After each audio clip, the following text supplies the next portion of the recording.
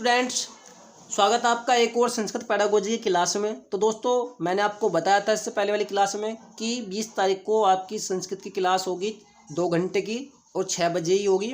तो आप क्या करें, आप वीडियो को शेयर करें, लाइक करें, कमेंट करें। साथ ही अगर आप हमारे चैनल पर नए आए हैं तो चैनल को सब्सक्राइब जरूर कर लें। और अगर आपको हमारी वीडियो अच्छी लगती है प्लीज़ वीडियो को लाइक करें, कमेंट करें। ओके, तो दोस्तों में वीडियो को शेयर जरूर करें। अगर आप भी अपनी संस्कृत की तैयारी को बेटर बनाना चाहते हैं, सीटेट में अच्छा स्कोर करना चाहते हैं, तो क्या करें, हमारे चैनल पर आएँ और अधिक से अधिक जो हमारे चैनल को जो है सहयोग करें। ओके, और जैसे ही सीटेट एग्जाम खत्म होगा मैं पूरी की पूरी एक टीम लेकर के आऊँगा जो कि सुपर टेट एग्जाम की आपकी तैयारी कराएगी, जिसमें हमारा टारगेट रहेगा 130 प्लस सुपर टेट एग्जाम में। ओके, तो बने रहिए हमारे चैनल के साथ में।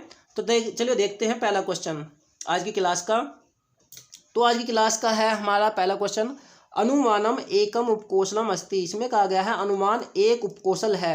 तो अनुमान एक उपकौशल है किसका है? फर्स्ट वाला ऑप्शन है रटनस्य रटने का, सेकंड वाला ऑप्शन है लेखनस्य लेखन का, थर्ड वाला है पठनस्य पढ़ने का और लास्ट वाला ऑप्शन है संभाषणस्य अर्थात बोलने का। तो अनुमानम अर्थात अनुमान किसका दूसरा कौशल का मतलब किसका दूसरा नाम है, ये क्वेश्चन में पूछा गया है। तो अनुमान जो है एक उपकौशल है, किसका है? तो यदि हम बात करते हैं पढ़ने की, पठनस्य अर्थात पढ़ने का।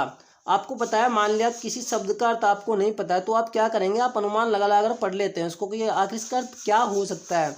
तो जो अनुमान है ये एक उपकौशल है, किसका है? पढ़ने का उपकौशल होता है ना। जैसे मान लिया कोई शब्द आ गया नया, तो जैसे संस्कृत अगर आप पढ़ रहे हैं और आपको उसका अर्थ नहीं पता तो आप क्या करेंगे, आप अनुमान लगाएंगे कि इसका अर्थ क्या होगा, है ना। तो आप क्या करेंगे, आप अनुमान लगाएंगे। ओके, तो अनुमान एक उपकौशल होता है, किसका होता है? पढ़ने का होता है। और उम्मीद करता हूँ आपको क्वेश्चन समझ आ गया होगा, और अगर समझ आ गया है तो एक कमेंट जरूर कर दीजिए। ओके, और लाइक ना किया हो तो वीडियो को लाइक जरूर कर दीजिए। चलिए देखते हैं क्वेश्चन नंबर 2। क्वेश्चन है शब्दा नाम अर्थ स्पष्टीकरणापेक्षा उत्तम पद्धति। तो क्वेश्चन नंबर 2 में कहा जा रहा है कि शब्दों के अर्थ की स्पष्टीकरण की अपेक्षा उत्तम पद्धति है, इनमें से कौन सी है? तो क्वेश्चन तो आपको समझ आ गया होगा। क्वेश्चन में कहा गया है कि जो शब्दों का अर्थ जो शिक्षक जो है स्पष्ट करता है उसकी अपेक्षा उत्तम पद्धति इनमें से कौन सी है? फर्स्ट वाला ऑप्शन है शब्दकोशम दृष्ट्वा विवरणम अर्थात शब्दकोश को देखकर विवरण देना। सेकंड वाला ऑप्शन है शब्दानाम विवरणम अर्थात शब्दों का विवरण। थर्ड वाला ऑप्शन देखिए, थर्ड वाला ऑप्शन है भाषा शिक्षण माध्यमेन शब्दार्थान स्पष्टीकरणम अर्थात भाषा शिक्षण के माध्यम से शब्दों के अर्थों का स्पष्टीकरण। और लास्ट वाला ऑप्शन है वाक्येषु शब्द प्रयोग द्वारा अर्थान अनुमातुम अवकाश कल्पनम अर्थात वाक्यों में शब्द प्रयोग के द्वारा अर्थों का अनुमान लगाने के लिए अवकाश देना, अवकाश के लिए कल्पना करना।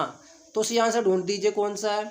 तो आंसर आपको देखो मिल गया होगा, क्योंकि क्वेश्चन में पूछा गया है कि शब्दों के अर्थ के स्पष्टीकरण की अपेक्षा उत्तम पद्धति में से कौन सी है, कि शब्दों का जो अर्थ है उसको स्पष्ट ना करके इनमें से कौन सा उपाय जो है अपनाना चाहिए। क्या शब्द को उसको देखकर विवरण देना चाहिए, या शब्दों का विवरण देना चाहिए, या फिर भाषा शिक्षण के माध्यम से शब्दों का अर्थ स्पष्ट करना चाहिए। तो देखिए, स्पष्ट करने की बात तो इसमें पहली हो रही है, तो ये तो होगा नहीं, ना ही ये होगा सेकंड वाला और ना ही फर्स्ट वाला होगा कि शब्दकोश से देख करके आप विवरण देंगे। ये होगा ऑप्शन इसमें, तो फोर्थ वाला हो जाएगा कि वाक्यों में शब्द प्रयोग के द्वारा अर्थों का अनुमान लगाने के लिए क्या करना चाहिए, अवकाश देना चाहिए, उसको कल्पना करने के लिए, है ना, क्या देना चाहिए, अवकाश देना चाहिए, समय देना चाहिए।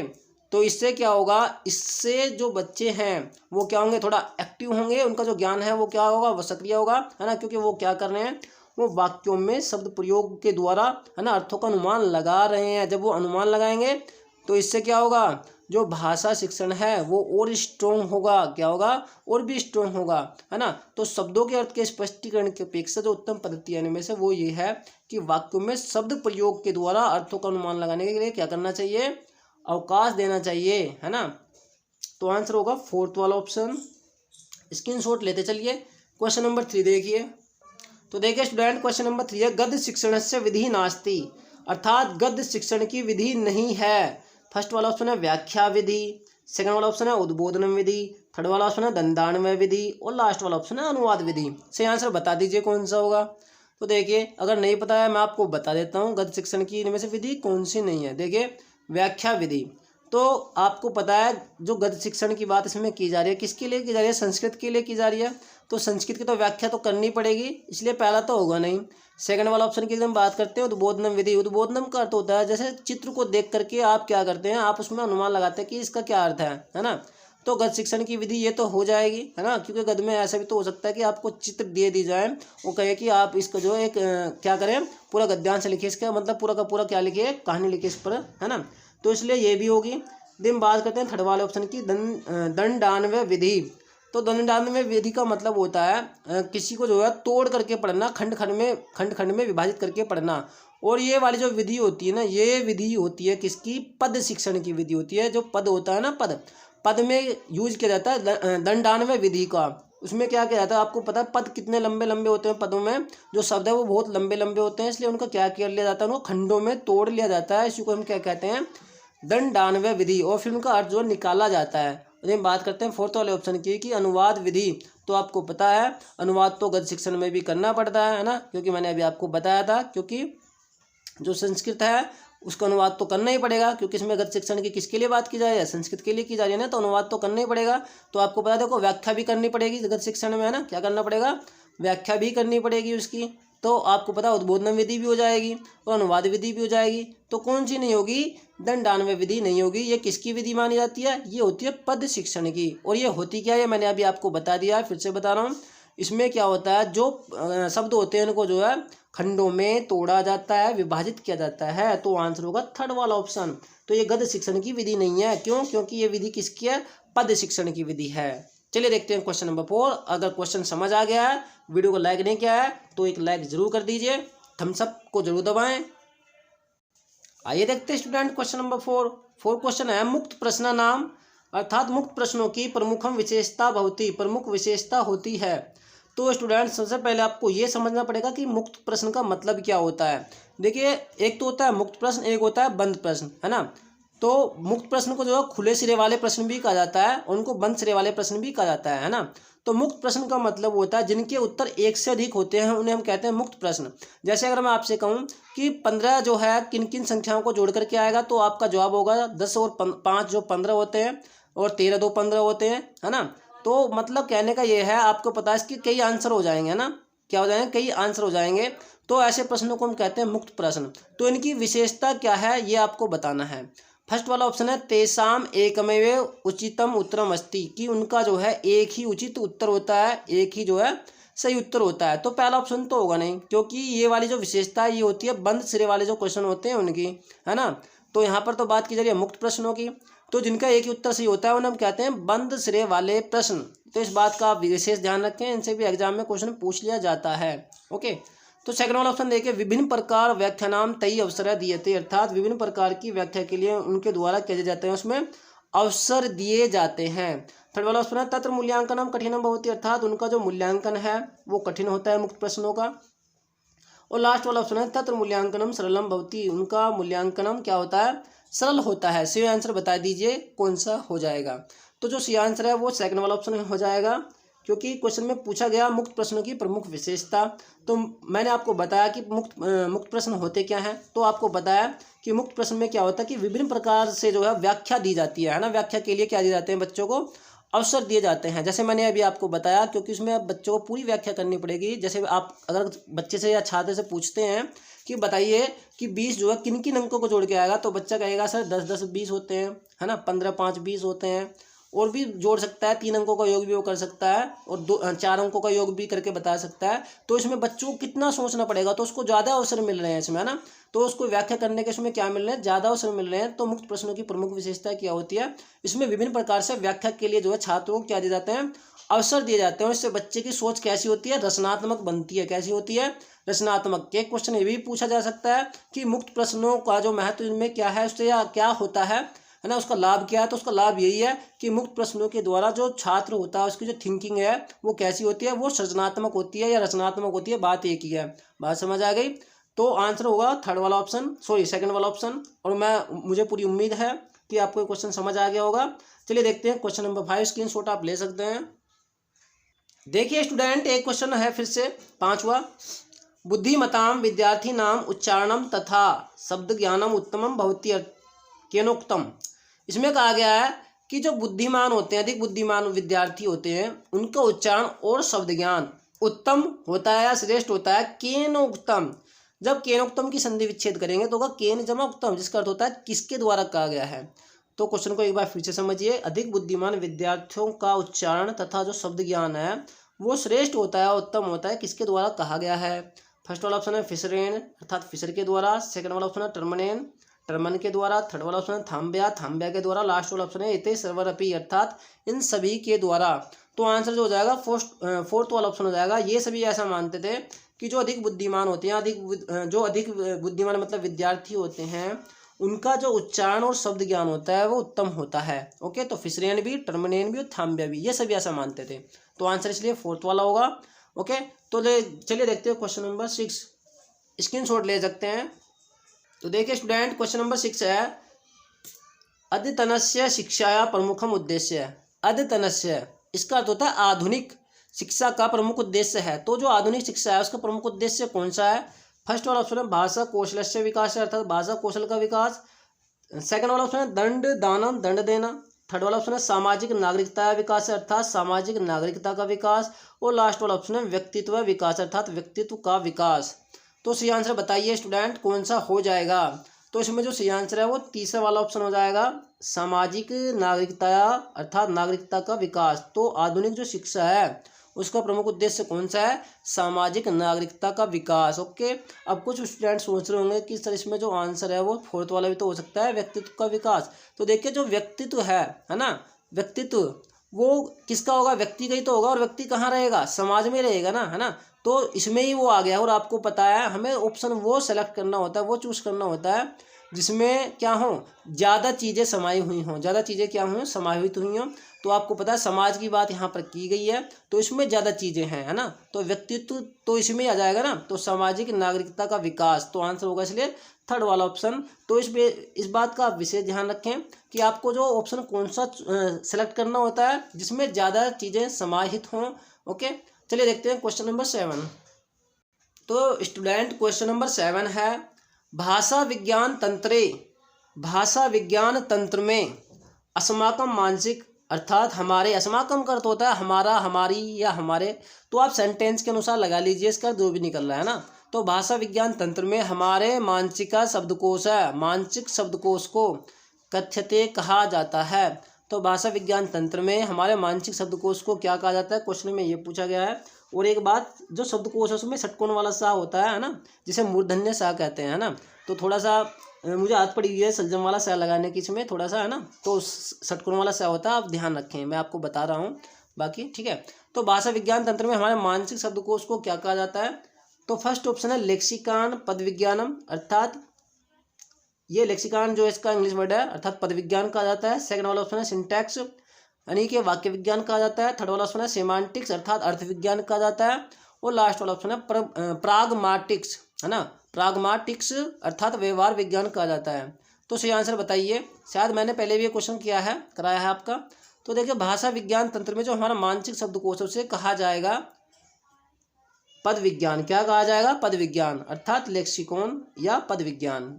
तो सीटेट एग्जाम में पूछा गया क्वेश्चन है, कभी आप समझ रहे हो कि बोरिंग से क्वेश्चन लग रहा है देखने में, है ना, तो ध्यान रखना, क्या पता फिर से रिपीट हो जाए। चलिए देखते हैं क्वेश्चन नंबर 8। तो देखिए गाइज 8वां क्वेश्चन है विद्यालय यथार्थतया अर्थात विद्यालय में शुद्धता से आंग्ल भाषा अंग्रेजी भाषा के शिक्षणार्थम शिक्षण के लिए महत्वपूर्ण अंगम अस्ति, महत्वपूर्ण अंग है। तो क्वेश्चन में पूछा गया है विद्यालय में शुद्धता से अंग्रेजी भाषा के शिक्षण के लिए महत्वपूर्ण अंग में से कौन सा है। फर्स्ट वाला ऑप्शन है शुद्धोच्चारणस्य विशिक्षणम अर्थात शुद्ध उच्चारण के साथ शिक्षण। सेकंड वाला ऑप्शन है व्याकरण नियमान शिक्षणम अर्थात व्याकरण के नियमों का शिक्षण वहाँ पर किया जाए। थर्ड वाला ऑप्शन है भाषा या प्रयोगार्थम अवसर है कि भाषा के प्रयोग के लिए वहाँ पर अवसर दिए जाएं। और लास्ट वाला ऑप्शन है तत्स्थानीय शिक्षकस्य उपस्थिति अर्थात उस स्थान पर जो है शिक्षक की उपस्थिति। सही आंसर इसमें बता दीजिए। तो देखिए अगर आपको क्या करना है, अगर आपको विद्यालय में शुद्धता से, है ना, अंग्रेजी भाषा का शिक्षण करना है तो उसके लिए जो महत्वपूर्ण अंग होगा वो होगा भाषा प्रयोग के अवसर। जितना बच्चे को आप क्या करेंगे भाषा के प्रयोग के अवसर देंगे उतने ही बच्चे की जो इंग्लिश है वो क्या होगी, उसमें निखर आएगा, है ना, और शुद्धता भी आएगी क्योंकि वहाँ पर अवसर ज़्यादा दिए जा रहे हैं और एक बात मैं आपको बताना चाहूँगा, जो अवसर है ये पॉजिटिव टैग वर्ड है। ज़्यादातर जिसमें भी क्वेश्चन में होगा, अगर क्वेश्चन पॉजिटिव है वो ऑप्शन सही होगा। करेक्ट, तो आंसर इसमें होगा थर्ड वाला ऑप्शन। तो जितना भाषा प्रयोग के अवसर स्टूडेंट को मिलेंगे वो क्या करेगा, उतनी अंग्रेजी भाषा को अच्छी प्रकार से सीख सकेगा, है ना। आपको क्या करना है, आपको सारे के सारे जितने भी डिसीजन है वो स्टूडेंट के हक में ही लेने हैं, ना कि उसके विरुद्ध। हमें तो स्टूडेंट को पढ़ाना है। ओके, चलिए देखते हैं क्वेश्चन नंबर 9। तो देखिए स्टूडेंट, क्वेश्चन नंबर 9 है संगणक सहायानुदेशनम विचार संप्रेषणस्य एको विधि।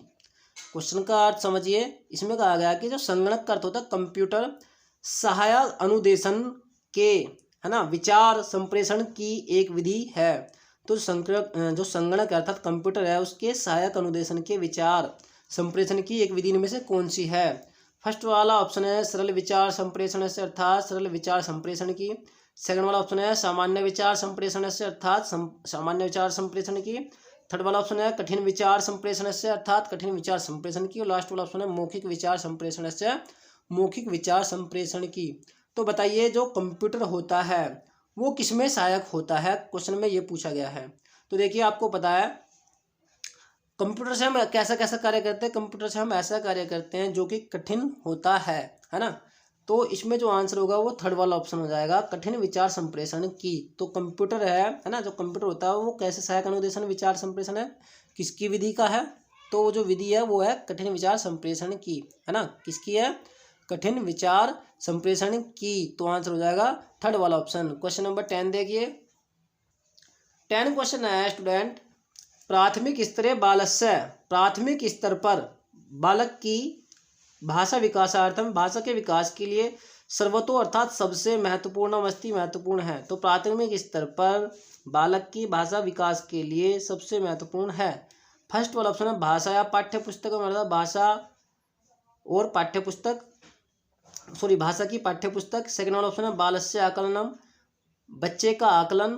थर्ड वाला ऑप्शन है व्याकरण से ज्ञानम, व्याकरण का ज्ञान। और लास्ट वाला ऑप्शन है भाषा समृद्धम वातावरणम, वातावरणम, भाषा का समृद्ध वातावरण।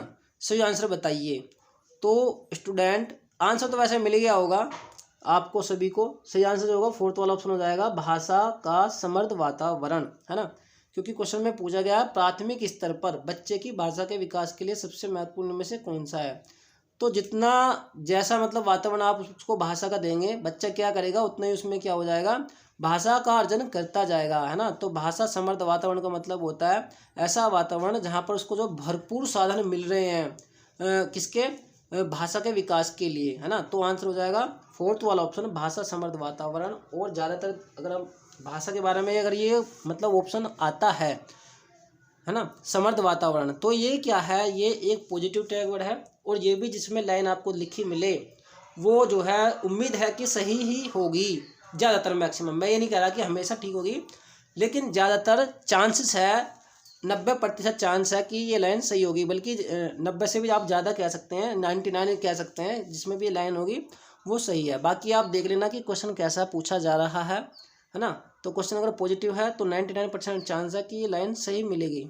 तो भाषा समृद्ध वातावरण, अगर किसकी बात की जा रही है, अगर बात की जा रही है किसकी, बच्चे के भाषा विकास की बात की जा रही है तो करेक्ट। तो आंसर होगा फोर्थ वाला ऑप्शन। आइए देखते हैं क्वेश्चन नंबर 11। तो देखिए विद्यार्थियों, क्वेश्चन नंबर 11 है वर्ग प्रेहलिका क्रीड़ा वर्ध्यते। तो इसमें कहा गया है कि जो वर्ग प्रेहलिका होती है, वर्ग बनाकर जो पहेलियाँ बना ली जाती हैं, है ना, डिब्बे डिब्बे से बना लेते हैं, उसमें ऐसे वर्गाकार से काफ़ी लंबा चौड़ा, है ना, उसमें क्या करते हैं, उसमें जो अक्षरों को लिखते हैं, है ना। तो वर्ग प्रेहलिका क्रीड़ा वर्ध्यते अर्थात वर्ग प्रेहलिका जो बना करके आप खेलते हैं, क्रीड़ा का मतलब खेलना, वर्धती का मतलब बढ़ता है।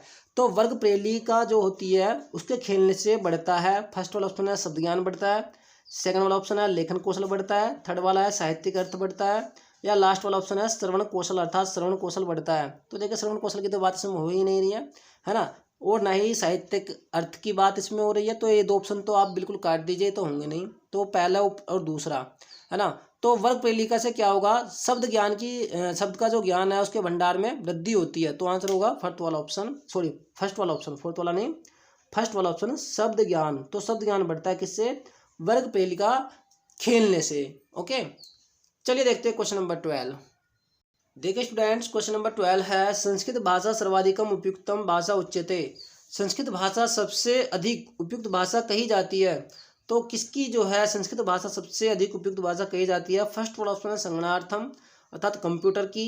सेकंड वाला ऑप्शन है दूरदर्शनार्थम अर्थात दूरदर्शन के लिए। थर्ड वाला ऑप्शन है पुस्तकार्थम पुस्तक की। और लास्ट वाला ऑप्शन है उपयुक्तम सर्वमपि अर्थात ये सभी।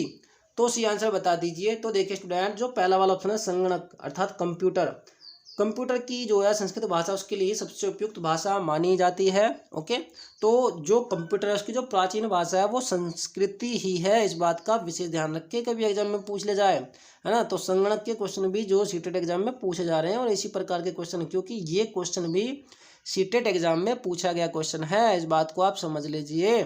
तो याद रखना, कभी ये सोचो कि पता नहीं कि क्या आ गया है ना। तो संस्कृत भाषा की सबसे अधिक उपयुक्त जो भाषा कही जाती है वो संगणक के लिए कही जाती है। संस्कृत भाषा सबसे अधिक उपयुक्त है ना, क्योंकि ये इसकी प्राचीन भाषा है कंप्यूटर की, संगणक की। क्लियर? तो आंसर फर्स्ट वाला ऑप्शन हो जाएगा। तो स्टूडेंट, ये थे आज की हमारी क्लास में 12 क्वेश्चन। आप कमेंट करके जरूर बताइए आपको हमारी क्लास कैसी लगी। अगर क्लास अच्छी लगी है, वीडियो को लाइक ना किया तो लाइक करें, शेयर करें अपने दोस्तों में अधिक से अधिक। और मैंने आपको बताया कि 20 तारीख से अर्थात 20 जनवरी से मैं पूरी कोशिश करूंगा आपकी 2 घंटे की क्लास हो, एक फास्ट रिवीजन लिया जाए और 10 दिनों में मैं आपका जो अधिक से अधिक कोर्स करा सकूं। और उसमें आपकी गद्यांश पद्यांश मतलब जो भी आते हैं आपके सीटेट एग्जाम में लैंग्वेज 1 और लैंग्वेज 2 दोनों के लिए, उन्हें मैं पूरा करा दूं। ओके दोस्तों, तो आप भी क्या करें, आप भी हमारे साथ जो है जुड़ें और हमारा सहयोग करें। सहयोग आप कैसे करेंगे? वीडियो को लाइक करके, शेयर करके, कमेंट करके। जितना वीडियो को लाइक शेयर करते हैं हमें उतना खुशी होती है और हमारा अंदर से मन करता है वीडियो बनाने के लिए। अगर आप वीडियो को नहीं लाइक करते, नहीं देखते और ना ही शेयर करते हैं तो हमारा फिर वीडियो बनाने का मन नहीं करता है। तो अगर आप चाहते हैं कि आपको वीडियो मिले, कंटिन्यू मिले, तो वीडियो को लाइक कमेंट शेयर जरूर करें। ओके, तो दोस्तों आपने हमारी वीडियो देखी उसके लिए आपका बहुत बहुत धन्यवाद। तो दोस्तों मैं मिलता हूँ आपको एक और नेक्स्ट क्लास में। तब तक के लिए नमस्कार, जय हिंद, जय भारत। अपना पढ़ते रहिए और अपना ख्याल जरूर रखिए।